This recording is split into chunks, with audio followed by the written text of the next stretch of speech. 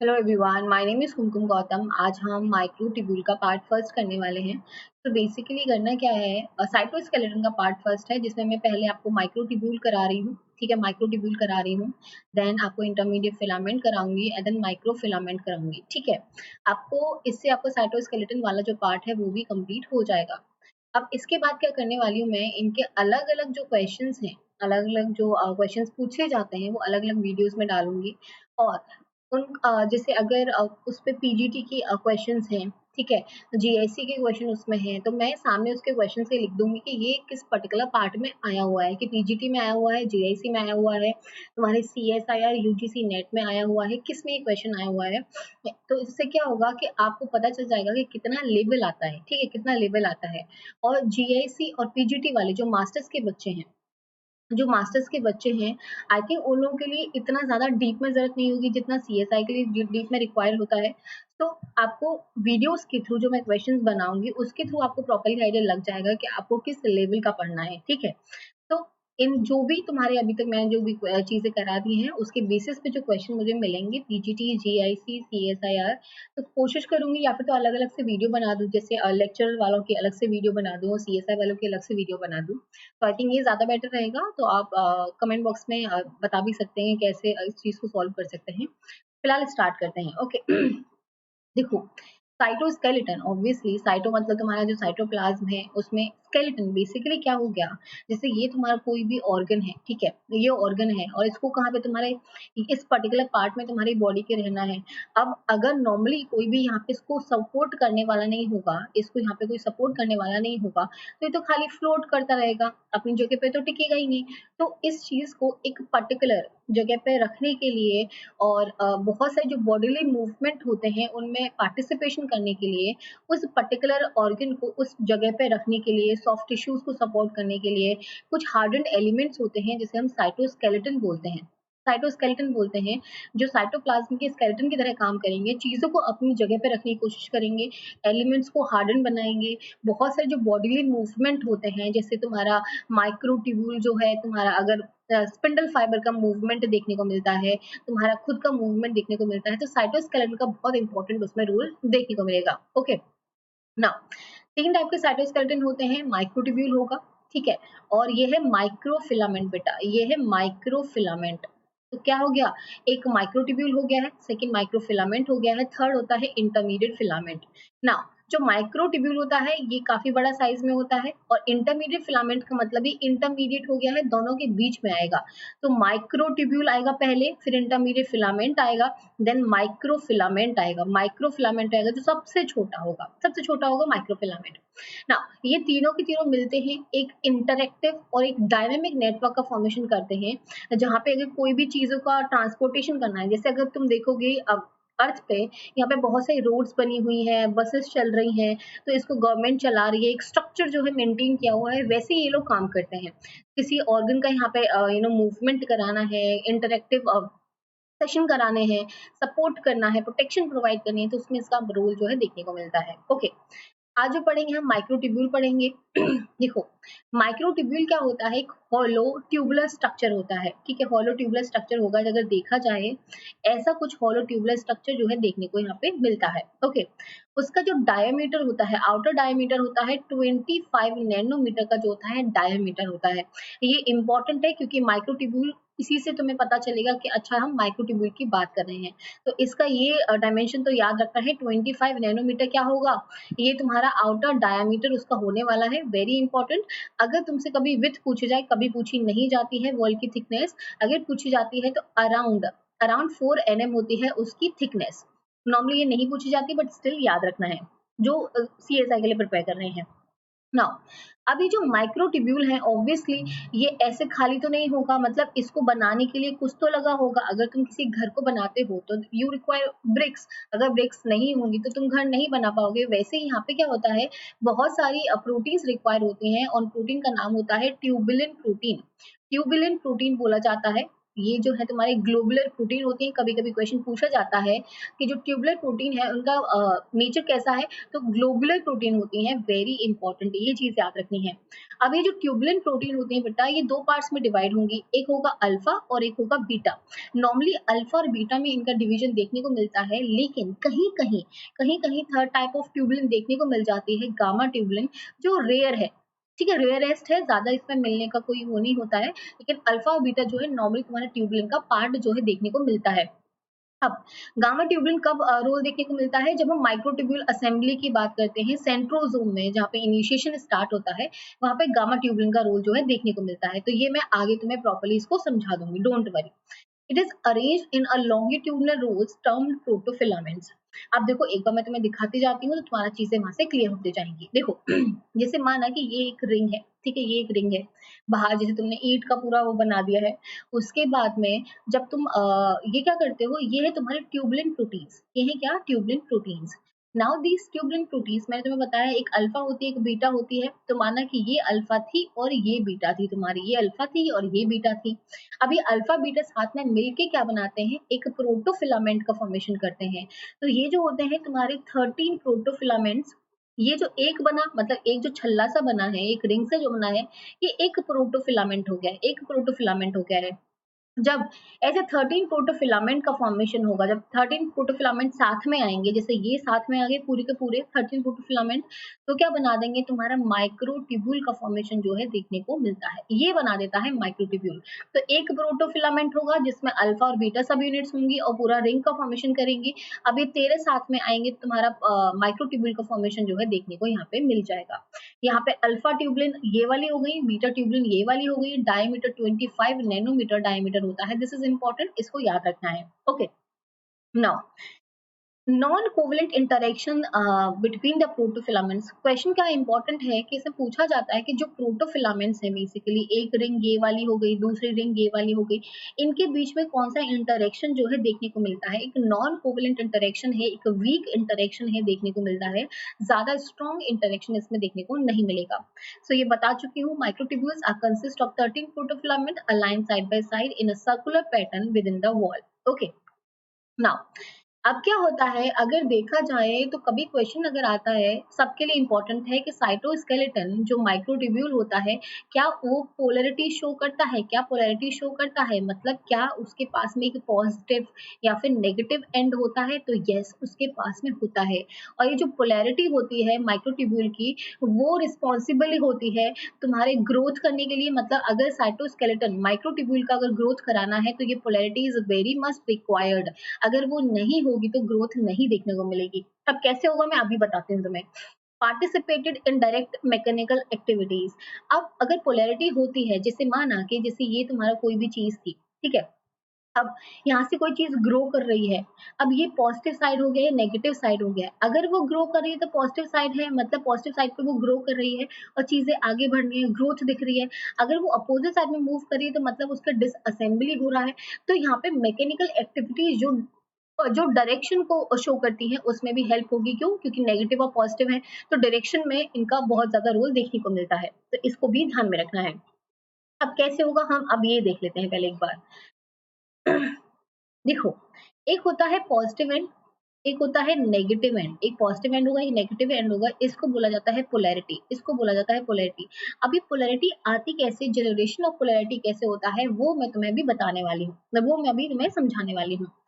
देखो, जो turbulent dimers होते हैं, ट्यूबुलेंट डायमर्स होंगे तुम्हारे, एक अल्फा होगा एक बीटा होगा। ठीक है, एक अल्फा होगा एक बीटा होगा।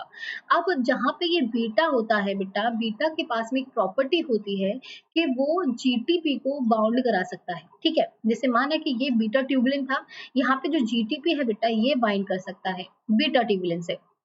अब अगर वो बीटा जो तुम्हारा है, अगर तुम्हारे जीटीपी से बाउंड करता है, तो ये क्या करता है, पॉलीमराइजेशन कराता है। पॉलीमराइजेशन का मतलब क्या होता है कि अगर बीटा जीटीपी से बाइंड करता है, इस पर्टिकुलर इस चीज को बोला जाता है प्लस एंड। इसको क्या बोला जाएगा? प्लस एंड बोला जाएगा।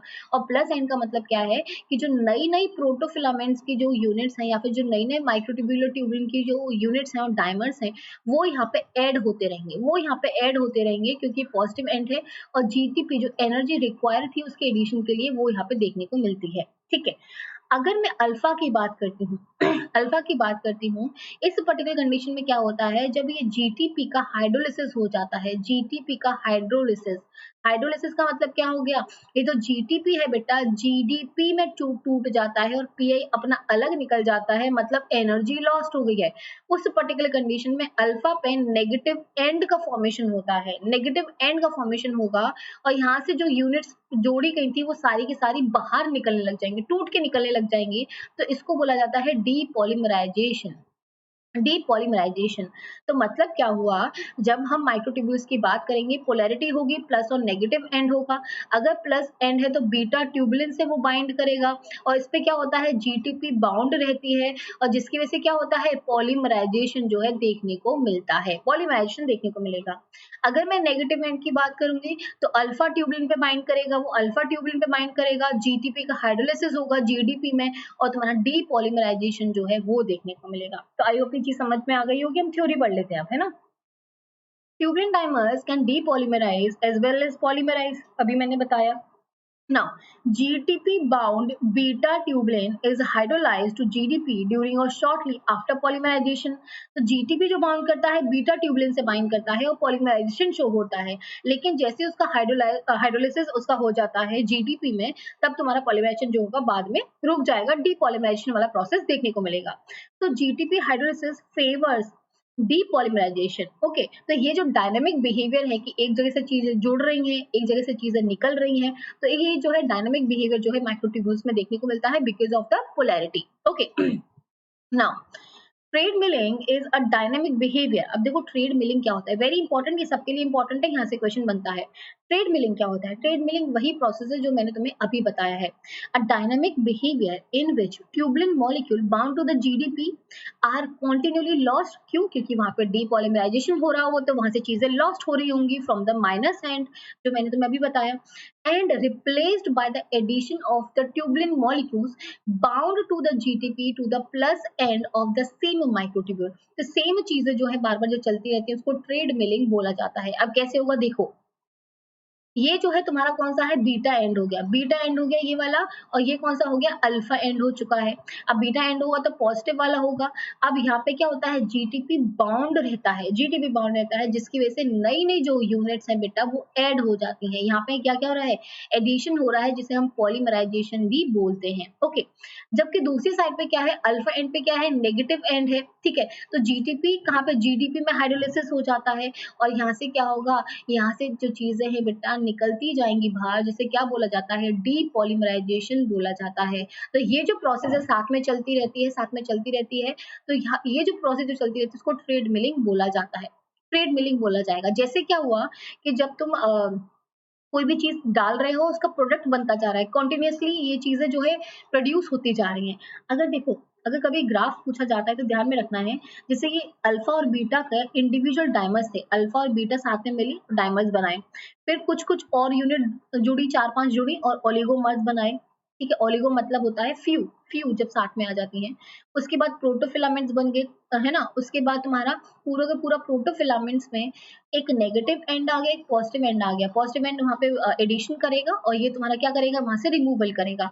और बाद में माइक्रोट्यूब्यूल विद सब unit coming on end of, एक जा रहा है एक आ रहा है, एक जा रहा है एक आ रहा है, तो इसको क्या बोला जाएगा, ट्रेड मिलिंग बोला जाएगा। ओके, तो याद रखना है इस चीज को। अब एक टर्म हो गया ट्रेड मिलिंग, जैसे ये वाला लिखा हुआ है ट्रेड मिलिंग, कि एक से निकल रही है, एक के अंदर एडिशन हो रहा है और चीजें जो है देखो मेंटेन है, चीजें जो है मेंटेन है, आया और गया, आया और गया, तो चीजें बिल्कुल वहां से लॉस्ट नहीं होती हैं। यूनिट डायरेक्शनल सब यूनिट फ्लक्स है तो कुछ भी यहाँ पे चेंज देखने को नहीं मिलता है, सिर्फ आया गया वहां पे वो चीजें चलती रहती हैं। एक डायनेमिक इंस्टेबिलिटी वाला एक टर्म आता है, इसमें क्या होता है, अगर चीजों का लॉस बहुत ज्यादा हो जाए, मतलब रैपिड जीटीपी हाइड्रोलिसिस हो जाए, मतलब क्या हुआ कि वहां पे जो नेगेटिव एंड है वहां से चीजें बहुत ज्यादा निकलने लग जाएं, इसकी वजह से क्या होता है, तुम्हारा श्रिंकेज देखने को मिलता है, शॉर्टनिंग देखने को मिलेगा माइक्रोट्यूब्यूल का, और एक प्रॉब्लम कॉज यहाँ से हो जाती है। देखो, एक पॉजिटिव एंड पे तो पॉज़ हो जाता है, ठीक है? पॉजिटिव एंड पे एडिशन नहीं हो रहा है, लेकिन क्या होगा नेगेटिव एंड पे जो होता है चीज़ें जो है काफ़ी निकलना स्टार्ट हो जाती है, बहुत निकलना स्टार्ट हो जाती हैं और एक शॉर्टनिंग जो है वो देखने को मिलती है। या फिर तो पॉजिटिव एंड यहाँ पे काम करने लग जाए, नेगेटिव एंड काम ना करे। लेकिन यहाँ पे क्या होता है कि तुम्हारा जो जीटीपी की हाइड्रोलिसिस है बेटा वो बहुत होने लग जाती है, रैपिड होने लग जाती है, जिसकी वजह से क्या होता है डायनामिक इनस्टेबिलिटी जो है वो आ जाता है और शॉर्टनिंग ऑफ माइक्रोट्यूब्यूल देखने को मिलता है। जबकि ट्रेड मिलिंग में कोई भी शॉर्टनिंग देखने को नहीं मिलती है। तो दिस इज इम्पोर्टेंट, इसको याद में रखना है। अब आता है कि कहाँ-कहाँ तुम्हारे माइक्रोट्यूब्यूल देखने को मिलते हैं। हम अभी फंक्शंस भी पढ़ेंगे लेकिन अभी सेंट्रोसोम इन सब में देख लेते हैं कहाँ-कहाँ इनका काम देखने को मिलता है। सेंट्रोसोम क्या होता है कि देखो ये तुम्हारे सेंट्रियोल हो गए, ये 2 सेंट्रियोल हो गए परपेंडिकुलरली, ठीक है? उसके बाद में यहाँ पे पेरीसेंट्रल स्पेस होता है, जैसे ये माना कि एक ये सिलेंडर हो गया ये बेटा ये वाला, एक ये वाला हो गया सिलेंडर, दोनों 90 डिग्री पे यहाँ पे रखे हुए हैं और इसके बीच में क्या होता है पेरीसेंट्रल तुम्हारा फ्लूइड होता है जो उसके आस-पास होता है। अब यहाँ से माइक्रोट्यूब्यूल जो है, इस पूरे जो टर्म को क्या बोला जाता है सेंट्रोसोम बोला जाता है, ठीक है? यहाँ से माइक्रोट्यूब्यूल का देखा जाता है कि यहाँ से अराइज होते हैं माइक्रोट्यूब्यूल। अब कैसे अराइज होते हैं माइक्रोट्यूब्यूल ये जानना बहुत इंपॉर्टेंट है कि कोई क्वेश्चन यहाँ से आता है। Centrosome is now to function as a microtubule organising centre. अगर तुमने सुना हो MTOC, माइक्रोट्यूब्यूल ऑर्गेनाइजिंग सेंटर हम सेंट्रोसोम को बोलते हैं। क्यों? क्योंकि इन विच माइनस एंड और end of microtubules are anchored. इसका मतलब क्या हुआ कि अगर ये मेरा सेंट्रोसोम था, अगर ये मेरा सेंट्रोसोम था तो ये जो होगा जहां से तुम्हारी चीजें निकल रही है वो नेगेटिव एंड होगा और जहां पे एडिशन होता जा रहा है वो पॉजिटिव एंड होगा। तो माइक्रोट्यूब्यूल जो अराइज होते हैं तो जो पास में होगा सेंट्रोसोम के वो नेगेटिव एंड शो करेगा और जो बाहर वाला होगा पॉजिटिव एंड शो करेगा। क्यों? क्योंकि उसको इंक्रीज होना पड़ेगा। अगर तुम देखोगे जब तुम्हारा मेटाफेज वाला स्टेज आता है मेटाफेज वाला स्टेज आता है तो यहाँ पे क्या होता है क्रोमोसोम ऐसे अरेंज होते हैं, जैसे ये माना ये क्रोमोसोम यहाँ पे तुम्हारा सेंट्रोसोम हो गया है तो यहाँ पे देखो कितना स्पिंडल फाइबर की रिक्वायरमेंट है, कितनी ज्यादा स्पिंडल फाइबर की रिक्वायरमेंट है जो माइक्रोट्यूब्यूल से मिलके बने हुए हैं। तो इसीलिए जो पॉजिटिव एंड होता है वो ग्रोथ के लिए रिक्वायरमेंट होता है और नेगेटिव जो होता है इधर होता है। अब तुम देखो अगर शॉर्टनिंग होती हो तो कैसे होगी। देखो यहाँ पे तुम्हारा एनाफेज वाला स्टेज आ गया है। एनाफेज वाले स्टेज में इतना ज्यादा तुम्हारा पास में चीजें आ जाती हैं और तुम्हारी जो शॉर्टनिंग होती है माइक्रोट्यूब्यूल की वो यहाँ पे होने लग जाती है, ठीक है? तो ये पॉजिटिव और नेगेटिव एंड यहाँ पे इंपॉर्टेंट पार्ट प्ले करते हैं। अगर पॉजिटिव एंड जो होगा वो दूर होगा, अगर ग्रोथ करनी होगी तो वो बढ़ता जाएगा, अगर ग्रोथ नहीं करनी होगी तो नेगेटिव एंड क्या करेगा चीजों को वहां से निकालना स्टार्ट करना कर देगा, ठीक है? Now, it serves as the initiation site for the assembly of the microtubule. जो microtubule organizing center होता है सेंट्रोसोम है वहां से माइक्रोट्यूब्यूल का इनिशिएशन साइट देखा जाता है और यहाँ पे क्लियरली विजुअलाइज्ड होता है कि कैसे माइक्रोट्यूब्यूल जो है अगर तुम कॉल्सीमेट डालते हो, वेरी इंपॉर्टेंट, कॉल्सीमेट अगर तुम डालते हो एक ड्रग है और जैसे ही तुम इसको यहाँ पे डालते हो तो ये जो माइक्रोट्यूब्यूल ऑर्गेनाइजिंग सेंटर है ये पूरी तरह डिसअसेंबल हो जाता है और तुम्हारा जो माइक्रोट्यूब्यूल का अराइजल वो एक जो माइक्रोट्यूब्यूल्स वहां से जो निकल रहे थे स्पिंडल फाइबर के फॉर्म में वो वहां से नहीं निकलते हैं, डिसअसेंबली वहां पे हो जाती है। तो role of centrosome is to initiate the microtubule growth, very important, इसको याद में रखना है। आई होप ये चीज समझ में आ गई होगी। अब देखो सेंट्रोमेरिक रीजन हो गया है, ये माइक्रोट्यूब्यूल हो गया है जो कहाँ से निकल रहे हैं तुम्हारे सेंट्रोसोम से निकल रहे हैं, सेंट्रोसोम से निकल रहे हैं। अगर कोई बच्चा नया है तो प्लीज सब्सक्राइब कर लें चैनल को फॉर मोर वीडियोस। सेंट्रोसोम देखो ये सेंट्रोसोम हो गया, ये माइक्रोट्यूब्यूल हो गया। अब मैंने बताया सेंट्रोसोम के पास में क्या होता है नेगेटिव एंड होता है और जो ग्रोथ कर रहा होता है वो पॉजिटिव एंड होता है। तो माइक्रोट्यूब्यूल ऐसे ग्रो करता जाएगा और ये जो सेंट्रोमेरिक रीजन के पास में एक काइनेटोकोर होता है बेटा, काइनेटोकोर होता है ना, काइनेटोकोर के पास में एक इनर प्लेट होती है एक आउटर प्लेट होती है। अब ये जो माइक्रोट्यूब्यूल है वो इस काइनेटोकोर से बाइंड करता है टू डिफरेंट डिफरेंट प्रोटीन, जैसे NDC-80 हो गया है, ये याद करने की जरूरत नहीं है, कोरोना फाइबर हो गए हैं, डाइनिन हो गया है, डी पॉलीमरेज हो गया है। तो इसकी हेल्प से माइक्रोट्यूब्यूल जो है सेंट्रोमेरिक रीजन से बाइंड कर जाता है और तुम्हारा जो मेटाफेजिक प्लेट है, तुम्हारा जो एनाफेज वाला स्टेज है वो इसकी वजह से पॉसिबल यहाँ पे हो पाता है। तो दिस इज इम्पोर्टेंट, ध्यान में रखना है।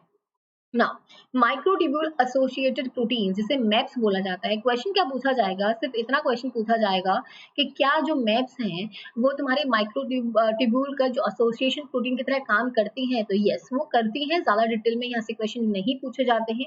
एक पर्टिकुलर प्रोटीन है जो पूछी जाती है वरना कोई भी तुमसे नहीं पूछा जाएगा। Several MAPs are the plus and tracking protein which bind to the tubulin GTP and to track growing microtubule toward the specific cellular location. तो अगर ऐसे क्वेश्चन पूछा जाता है कि हम ऐसी कौन सी प्रोटीन है जिसकी हेल्प से हम जो प्लस एंड है उसको प्रॉपर्ली ट्रैक कर सकते हैं, ठीक है, ट्रैक कर सकते हैं, तो ट्रैक करने के लिए जो काम आएंगी एमएपीज यहाँ पे काम आती है, वेरी इंपॉर्टेंट। MAP1 हो गया है, MAP2 हो गया है, टाउ प्रोटीन वेरी इंपॉर्टेंट। ये क्वेश्चन पूछा जाता है कि टाउ प्रोटीन क्या है, तो टाउ क्या है, माइक्रोट्यूब्यूल एसोसिएटेड प्रोटीन है, जो तुम्हारा जो न्यूरोनल सेल होता है, जो ब्रेन होता है, वहां पे देखने को मिलता है। और ये जो टाउ प्रोटीन है इसका रोल कहाँ पे देखने को मिलता है, जब अल्जाइमर पेशेंट जो उसका पर्टिकुलर कैरेक्टरिस्टिक डिजाइन को फाउंड करना हो, वहां पे इसका रोल देखने को मिलता है। तो दिस इज इंपॉर्टेंट, टाउ को इतना याद रखना है क्योंकि यहाँ से क्वेश्चन कभी कभी पूछा जाता है। ओके तो ऐसे है एमएपी एसोसिएट प्रोटीन्स है, और ये तुम्हारा ट्रैक करेंगे कि अच्छा अच्छा ये प्लस एंड पे कहाँ कहाँ जा रहा है, कैसे कैसे इसका मूवमेंट हो रहा है, किस वेसिकल का इसका ट्रांसपोर्टेशन करा रहा है कि किसका नहीं करा रहा है, तो ये सब चीजें हम इससे पता कर सकते हैं। अब माइक्रोट्यूब्यूल मोटर्स एंड मूवमेंट, अब बेसिकली क्या होता है कि जैसे ये तुम्हारा प्रोटोफिलामेंट हो गया पूरा का पूरा, ठीक है। अब ये इसके पास में जीटीपी है और जीडीपी है, मतलब एडिशन हो सकता है और तुम्हारा क्या हो सकता है यहाँ से डीपॉलीमराइजेशन हो सकता है, लेकिन इसका मूवमेंट कैसे पॉसिबल होगा, ये मूवमेंट कैसे कराएगा। जैसे अगर इस वेसिकल को इसको ट्रांसपोर्ट कराना है तो ये कैसे ट्रांसपोर्ट कराएगा बेटा, तो इसको ट्रांसपोर्ट कराने के लिए बहुत सारी चीजें जो रिक्वायर होती हैं उनको बोला जाता है मोटर प्रोटीन, मोटर प्रोटीन्स उनको बोला जाता है। अब देखो, अगर तुम्हारे पास बाइक है, ठीक है, बाइक है, बाइक में अगर मोटर ना हो, ठीक है, मोटर अगर ना हो तो क्या वो काम करेगी, तो मोटर प्रोटीन क्या करता है, एनर्जी प्रोवाइड करेगा, जिसकी वजह से जो मूवमेंट है वो देखने को यहाँ पे मिलता है। तो जो दो मोटर प्रोटीन है जो तुम्हें याद रखनी है, एक होती है काइनेसिन, काइनेसिन, और एक होती है डाइनिन, डाइनिन। अब इसके बारे में थोड़ा डिटेल में बात करेंगे, लेकिन ये सिर्फ काइनेसिन और डाइनिन का कुछ पार्ट जो है वो इम्पोर्टेंट है पीजीटी वालों के लिए, वरना बाकी सारा का सारा सीएसआई वालों के लिए इम्पोर्टेंट होने वाला है और असिस्टेंट प्रोफेसर वालों के लिए सारा इम्पोर्टेंट होने वाला है। Microtubule are responsible for variety of cell movement. अब माइक्रोट्यूब्यूल क्या कराते हैं, इंट्रा सेलुलर ट्रांसपोर्ट, मतलब सेल के अंदर का जो ट्रांसपोर्ट होता है वहां पे कौन हेल्प करता है, माइक्रोट्यूब्यूल हेल्प करते हैं, विच इज इंपॉर्टेंट, ध्यान में रखना है। Positioning of the membrane vesicle and organelle, जैसे तुम्हारे एंडोप्लाज्मिक रेटिकुलम हो गया है, गोल्जाई हो गया है, उनको अगर सिंपल पोजीशन उसको मेंटेन करके रखना है, पोजीशनिंग अगर उनकी मेंटेन करके रखनी है तो माइक्रोट्यूब्यूल का रोल देखने को मिलता है। ये क्वेश्चन आए हुए हैं, ध्यान में रखना है सारे के सारे, फर्स्ट और second. Separation of the chromosome at mitosis, कैसे, क्योंकि तुम्हारे स्पिंडल फाइबर्स वहां से निकलेंगे और स्पिंडल फाइबर क्या करते हैं, वहां पे सेपरेशन का मेन पार्ट प्ले करते हैं, इसीलिए होगा। Beating of cilia and the flagella, very important, ये चारों के चारों टिप्स पे होना चाहिए जब हम माइक्रोट्यूब्यूल की बात करते हैं, ये चारों चीजें वहां पे देखने को मिलती हैं। तो इंट्रासेलुलर ट्रांसपोर्ट कराएगा, positioning of membrane vesicles and organelles, separation of the chromosome at mitosis and beating of cilia and flagella, very important. अब हम बात करते हैं काइनेसिन और डाइनिन प्रोटीन की, जिसे हम मोटर प्रोटीन बोलते हैं। अब क्या होता है क्या नहीं होता है, एक बार हम इसको देख लेते हैं। देखो, ये है तुम्हारा माइक्रोट्यूब्यूल, ठीक है, माइक्रोट्यूब्यूल हो गया है जो प्रोटोफिलामेंट से बना हुआ है, एक नेगेटिव एंड है बेटा, एक पॉजिटिव एंड है, ठीक है।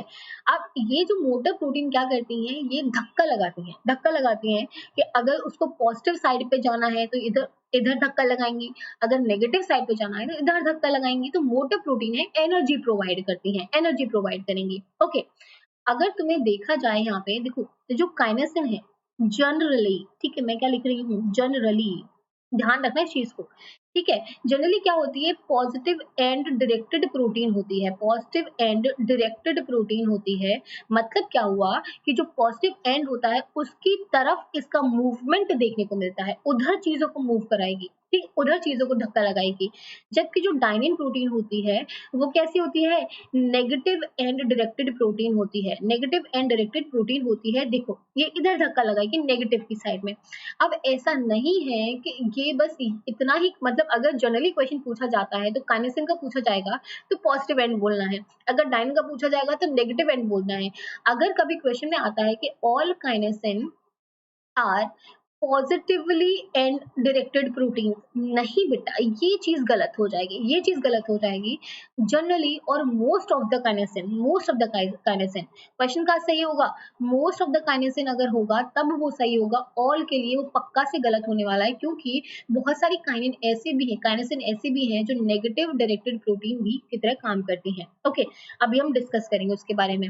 अगर तुम काइनेसिन को देखोगे, यहाँ पे एक दो हैवी चेन, ये तो वाली हो गई हैवी चेन, देखो ये वाली हैवी चेन हो गई है, ठीक है। हैवी चेन के साथ साथ यहाँ पे दो हैवी चेन साथ में आएंगी, उसके बाद लाइट चेन यहाँ पे देखने को मिलेगी, ठीक है। देखो ये वाला जो पार्ट हो गया वो हेड वाला पार्ट हो गया, हेड वाला पार्ट हो गया है, और ये दो हैवी चेन हो गई है, तुम्हारी हैवी चेन हो गई है, और यहाँ पे दो लाइट चेन जो है ये आ जाती हैं। जबकि डायनिन का अगर तुम देखोगे, डायनिन का अगर तुम पार्ट देखोगे, तो यहाँ पे जो होती है बेटा हैवी चेन हो जाती है, दो मोटी मोटी हैवी चेन हो गई हैं, और इंटरमीडिएट और लाइट चेन जो है वो देखने को यहाँ पे मिलती है। स्टॉक के थ्रू अटैचमेंट जो है वो देखने को मिलेगा तुम्हारा। ये जो स्टॉक है वो तुम्हारा हेड वाला पार्ट जो है बेसिकली, ये तुम्हारा किससे बाइंड करेगा, माइक्रोट्यूब्यूल से बाइंड करेगा। इसका भी हेड डोमेन वाला है वो इधर बाइंड करेगा, और इसका कॉइल्ड कॉइल होता है। लाइट और इंटरमीडिएट चेन जो है डायनिन में देखने को मिलती है। तो इतना ही बहुत है, इसमें ज्यादा बढ़ने की जरूरत नहीं है। अब मैं तुम्हें बता देती हूँ कैसे काम करता है। जैसे अगर तुमने देखा होगा, ये है तुम्हारी क्रोमोसोम्स, ठीक है, ये है तुम्हारे क्रोमोसोम्स, ठीक है। अब यहाँ पे क्या होता है तुम्हारा, कि ये देखो, ये तुम्हारा सेंट्रोसोम हो गया जहाँ से चीजें निकल रही हैं, तो सेंट्रोसोम से चीज निकलती है तो नेगेटिव एंड होता है वहां पे, और जो बाहर की ओर जो मूव करते हैं स्पिंडल फाइबर्स, वो कैसे होते हैं, पॉजिटिव साइड पे होते हैं, पॉजिटिव एंड डायरेक्टेड होते हैं, ठीक है। अब काइनेसिन, काइनेसिन 5 हो गई है, ठीक है। काइनेसिन तुम्हारी 4 और 10 हो गई है। ये पॉजिटिवली एंड डायरेक्टेड प्रोटीन होती हैं, पॉजिटिवली एंड डायरेक्टेड प्रोटीन होती हैं। ये इंपॉर्टेंट है, CSIR असिस्टेंट प्रोफेसर के लिए जो प्रिपेयर करें उनके लिए इंपॉर्टेंट है ये, पीजीटी वालों के लिए क्वेश्चन नहीं पूछा जाएगा। काइनेसिन 14 की बात करती हूँ। काइनेसिन 14 जो होती है बेटा, नेगेटिव एंड डायरेक्टेड प्रोटीन होती है, नेगेटिव एंड डायरेक्टेड प्रोटीन होती है, इसलिए मैंने बोला था ऑल काइनेसिन का अगर क्वेश्चन आता है कि सारी की सारी पॉजिटिव एंड डायरेक्टेड प्रोटीन होती है, तो गलत हो जाएगा वो ऑप्शन में। ओके, अब देखो कैसे हो रहा है। अगर तुम देखोगे, ये काइनेसिन फिफ्थ देखो पहले, काइनेसिन फिफ्थ देखो, ये क्रोमोसोम को किस साइड मूव करवा रही है, पॉजिटिव साइड मूव करवा रही है। काइनेसिन 410 देखो कहाँ मूव करवा रही है, पॉजिटिव साइड मूव करवा रही है।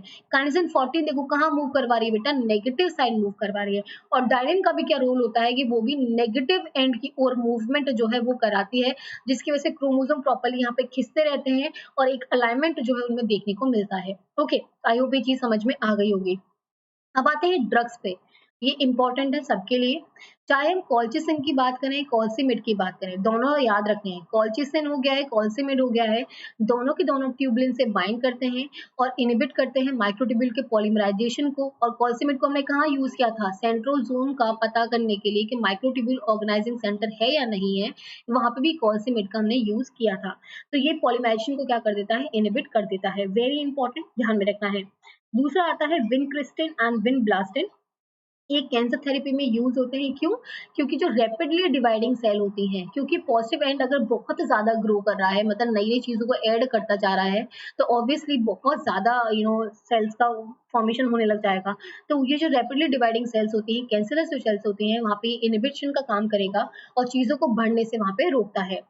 एक आता है टेक्सोल, वेरी इंपॉर्टेंट, यहाँ से क्वेश्चन आया हुआ है। स्टेबलाइज माइक्रोट्यूब्यूल, माइक्रोट्यूब्यूल को स्टेबलाइज कर रहा है, ठीक है। वो इनिबिट नहीं कर रहा है असेंबली को, वो सिर्फ स्टेबलाइज कर रहा है। Also block the cell division. Taxol is used as an anti cancer agent as well as an experimental tool, very important. तो स्टेबलाइज करता है माइक्रोट्यूब्यूल को, इसको भी याद रखना है। तो ये तीनों ड्रग्स हमें याद होने चाहिए, यहाँ से चीजें पूछी जाएंगी। अब जो हमने अभी तक जो पढ़ा है हम एक बार वो देख लेते हैं और फिर क्लास को खत्म करते हैं। ओके, नाउ सब यूनिट्स कौन सी होती है बेटा, अल्फा बीटा ट्यूबलिन होता है और इस पे जीटीपी बाइंड रहता है।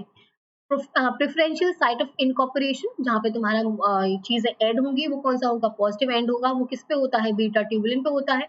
पोलैरिटी होती है, पॉजिटिव और नेगेटिव होता है, यस होता है। एंजाइमेटिक एक्टिविटी होती है, जीटीपीज एक्टिविटी होती है। देखो कैसे होगा, जीटीपी से बाइंड करता है बीटा ट्यूबलिन। अब जीटीपी का जो मैंने हाइड्रोलिसिस बताया तुम्हें कि GTP will convert into the GTP plus pi, वो कब होगा, मतलब इसका ब्रेकडाउन हुआ है जीटीपी का, और जब किसी का ब्रेकडाउन होता है तो कैसे लिखते हैं, जीटीपीएज। तो यहाँ पे जो एंजाइम काम करती है वो जीटीपीएज एंजाइम काम करती है, जो जीटीपी का ब्रेकडाउन करा देती है जीडीपी प्लस पीआई में। और वो जो जीडीपी है वो तुम्हारे अल्फा सब यूनिट से बाइंड करेगा और डीपोलीमराइजेशन जो है वहां पे होने लग जाएगा। मोटिव प्रोटीन कौन सी है? काइनेसिन है, डाइनिन है। मेजर एसोसिएट प्रोटीन्स मैप्स है, जिसमें टाउ तुम्हें याद रखनी है, वेरी इंपॉर्टेंट। स्ट्रक्चर जो है स्टिफ है, हॉलो है, इनएक्सटेंसिबल ट्यूब है, बता चुकी हूँ। 25 नैनोमीटर जो डायमीटर है, सारे यूकैरियोट्स में ये देखने को मिलता है। सपोर्ट करता है intracellular transport, very important. Cell organisation हो गया है, वहां पे इसका रोल होगा। और साइटोप्लाज्म में देखने को मिलेगा, तभी तो इंट्रासेलुलर करा रहा है। ठीक है, तो साइटोप्लाज्म में देखने को मिलता है, तो वेरी इंपॉर्टेंट, ये पूरा पूरा याद रखना है। तो माइक्रोट्यूब्यूल तुम्हारा यहाँ से मेरी तरफ से कंप्लीट होता है। और चीज़ों को थोड़ा समझ के पढ़ना है, और क्वेश्चंस का मुझे एक बार आइडिया दे देना कैसे क्वेश्चंस कराने हैं, क्योंकि बिना क्वेश्चंस के तुम्हारी चीज़ें अधूरी है। अगर तुम क्वेश्चन प्रैक्टिस नहीं करोगे, तुम कितना भी थ्योरी कर लो, चीज़ें समझ में नहीं आएँगी। तो बेटर है जितना भी मैं पढ़ा रही हूँ, उससे रिलेटेड जितने भी क्वेश्चन तुम्हें मिलते हैं, तुम क्वेश्चन लगाओ। और अगर फिर कोई भी क्वेश्चन सॉल्व नहीं होता है, तो मुझे एक बार पिन कर दो कि मैम ये वाला क्वेश्चन इसमें सॉल्व नहीं हुआ है, तो मैं उस चीज़ को फिर देखूँगी और आप लोग को बताऊँगी। ओके? अगर कोई नया है बच्चा, तो प्लीज़ चैनल को सब्सक्राइब कर लें, क्योंकि अभी रिक्वायरमेंट है इस चीज़ की। आप सब कर लें और लाइक कर दें वीडियो को। जितना हो सकता है, जो भी बच्चे इस पर्टिकुलर प्रिपरेशन करें एग्ज़ाम्स की, तो आप उनको शेयर भी कर दें अपने दोस्तों के साथ में, जिससे जो वीडियो है वो बहुत सारे लोग उसको देख पाएँ। तो आप चैनल को सब्सक्राइब कर लें, and thank you so much. Thank you.